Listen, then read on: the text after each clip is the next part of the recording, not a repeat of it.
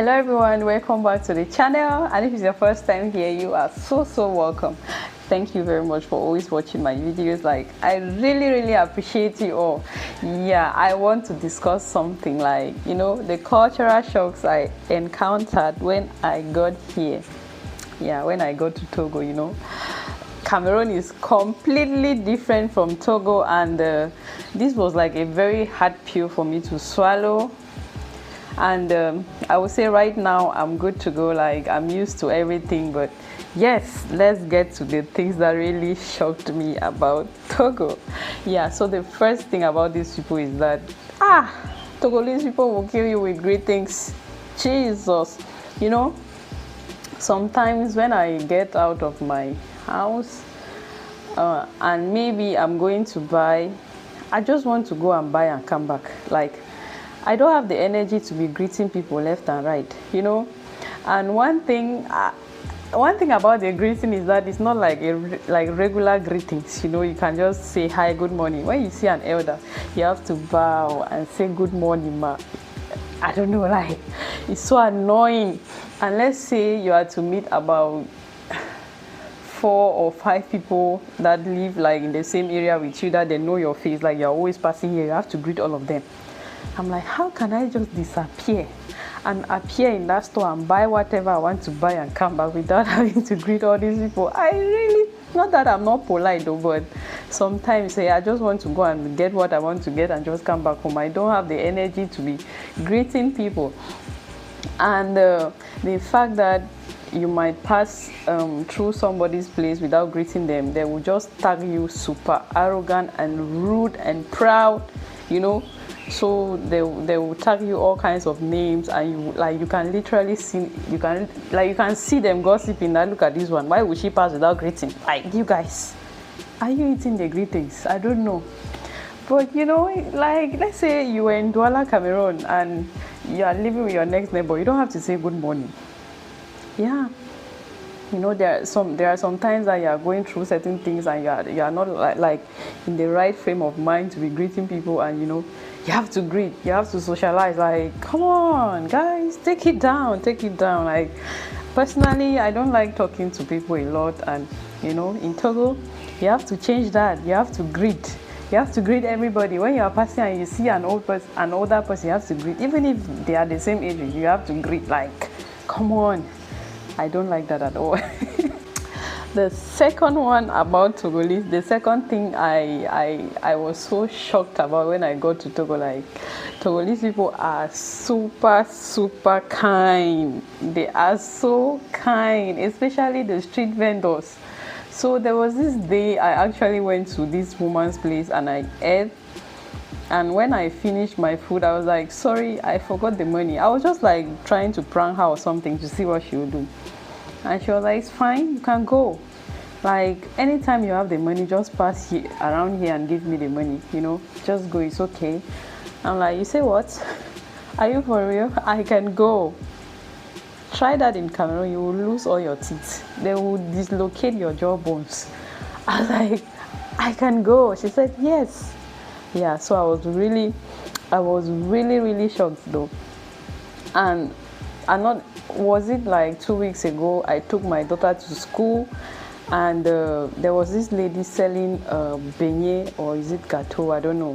So she saw it and she wanted to eat it, but I didn't have any coin, because you need coins to buy those things. I had about, was it 5,000, like 5,000 note, and there was no way I would go and give her 5,000. I want to buy something for 100 francs or 100 francs. So I was like, my daughter really wants to eat some of your beignet or your donuts, whatever it's called, and I have 5,000 francs. So but normally I know you will not have the change, but if you want, I can take it and give to her. When I'm coming back to pick her from school, I will give you the money. She was like, it's fine, you can take it, like, take it, give her. Like, she personally took the beignet and gave it to my daughter. I was like, anytime you can pass around and pay, it's fine. Wow. What if I go and I don't come back? She was like, it's fine, I can take it, That's being extremely kind, extremely nice. They are really, really nice people. Like they display some acts of kindness that you are like, wow, these people are really nice. So don't try this in Cameroon, no. Okay, so let's move to the next one. These people like their local language. You can never catch a Togolese person speaking French.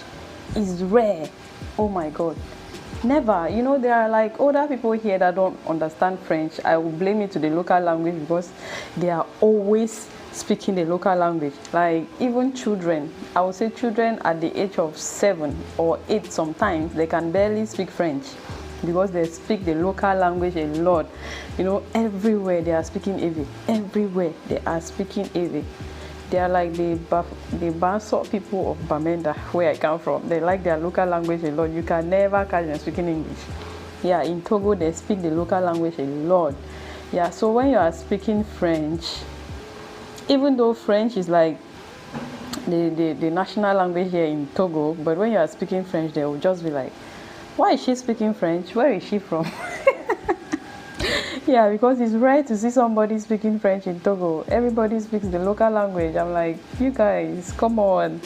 Yeah, so when you go and you're like, c'est combien? And you are trying to buy in French, they'll obviously tag you a foreigner because normally it's very, very uncommon to see people around here speaking French, which is their language though, but and you know, sometimes I really wish there was a local language in Cameroon that everybody really understands, because for us we have like sub-villages with different languages, about 252 different villages with different languages. So you know, I will not understand what somebody is speaking. Let's say we are almost from the same region but different villages, I don't know. So when they are speaking their local language, I can never understand it.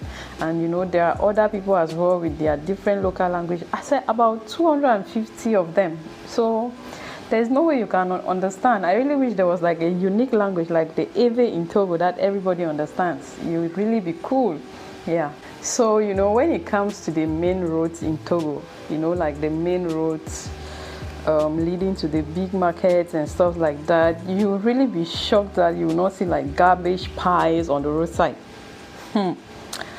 These people, like, that's very nice, you know, because some modern cities in Africa, like right there in the middle of the city, you can see like lots of garbage pile everywhere, like, you know, the pie garbage and stuff like that. But here in Togo, it's really rare to see garbage, and you know, it's very common to see women, and yeah, it's rare to see men sweeping though, but it's very common to see women sweeping the roads like all the time.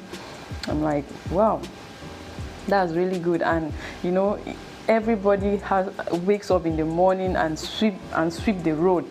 Yeah, like imagine everybody wakes up in the morning, and you know, you have to take care of the road in front of your house. You have to go out there and sweep the road. I don't remember the first time I ever, like, in Cameroon, I don't remember people sweeping the road though. For who?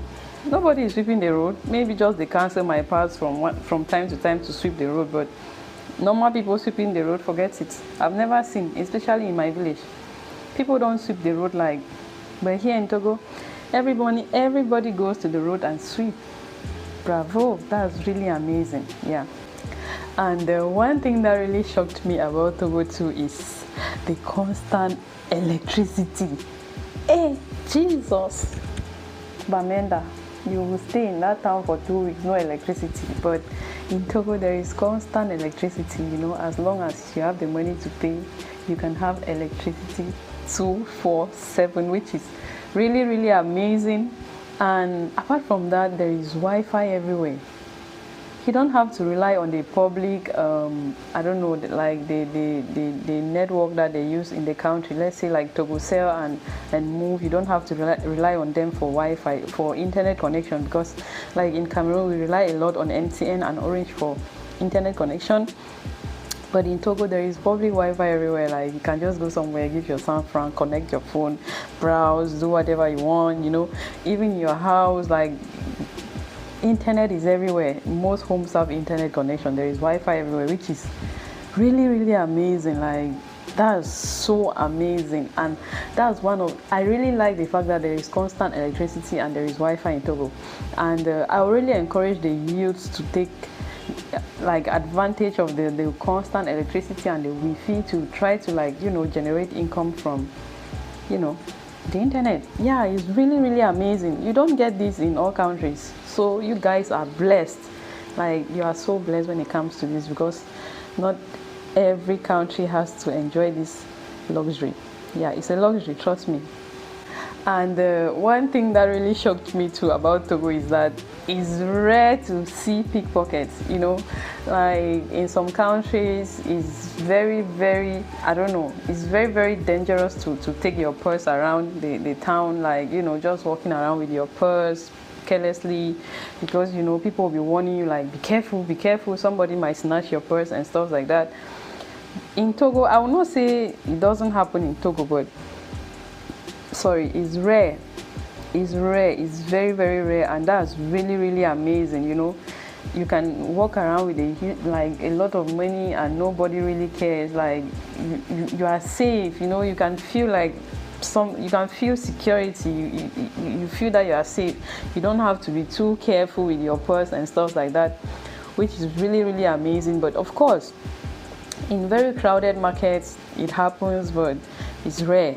Unlike some countries where you can really see people like constantly running because they are snatching their purse and they are trying to run and get it and stuff like that. But in Togo, things like that are rare, which is amazing. Yeah. And the food in Togo, like, they have very good food, you know. I remember before in Cameroon we used to sit and talk about Ghanaians, how Ghanaians will grind like pepper with fish in the coast, and they used to eat like fufu and stuff. I would be like, oh my god, there's no way I can eat that. You know, in Togo they can just take like fresh tomatoes and just grind it in their local grinding mortar with some salt and some maggi, with some onion and with some fish and pepper, and they are good to go. If you try that in Cameroon, they'll be like, are you crazy or something? Why will you be eating raw tomatoes? Like, yeah, so the food here is like, you know, you get to learn about the food. It's really shocking and different. When I got here I was like, I can't eat it, never. But now it's my favorite. Oh my god, I cannot just imagine how much I like the food. Like, it's really, really nice. And you know, there is this thing, you know, we make a lot of gari in Cameroon, and when we make the gari, we usually like sifter the gari. Is it sieve the gari or sifter? Whatever, you know, you all know what I'm saying. Like, we used to sieve it, and there are these bigger gari particles that we would throw. But in Togo, they use it to blend like the corn flour and with some dry cassava, and it makes the fufu to be gooey, you know, like it's stretchy, so nice. And in Cameroon we've been throwing it all this while. Wow, that's really, really amazing. Really, really amazing. And you know, in Cameroon we process a lot of cassava, and usually we don't use the cassava peelings, but in Togo they sell cassava peelings. Wow. I was like, who is buying cassava peelings? They say people buy cassava peelings to feed their pigs. I was like, okay. So, you know, when it comes to making gari in Cameroon, you are always thinking of how you are going to dispose the peelings, because it's usually a lot, especially when you are home peeling the cassava. But here they sell it. I don't know if people are now selling it in Cameroon, but that's amazing. Just imagine, like, you have to sell your cassava and still sell the peelings, which is really great. Yeah, so I was really, really shocked by some of these things when I moved to Togo. Yeah, so I don't know, you know, it's good to visit other countries and learn, and I'm really, really happy like in Togo, you know, learning other things, learning their culture and stuff like that. I'm really, really happy, and yeah, it's really amazing. It's really amazing to be here, trust me. And to all the Togolese people, you all are doing a great job. I really, really love your country. Yeah, it's my country too, right? My daughter is Togolese. I don't know, am I Togolese or I'm not? I don't know. Anyways. Okay, yeah, so that's the end of the video. Thank you guys so much. I really appreciate you all. Please like, comment, share, comment the kind of videos you would like to see on the channel. Yeah, I'm always open to do your requests. Yeah, so thank you so much. If you enjoyed the video, please like, comment, share, please. Thank you so much. It really helps the video to go far. Please always make sure you hit the like button and tell me what you think. And if there are certain things I left out and you're in Togo and you're not from Togo, please comment it down so that we can discuss in the comment section. Thank you so much. Like, I really appreciate you all. Thank you. Until next time. Bye.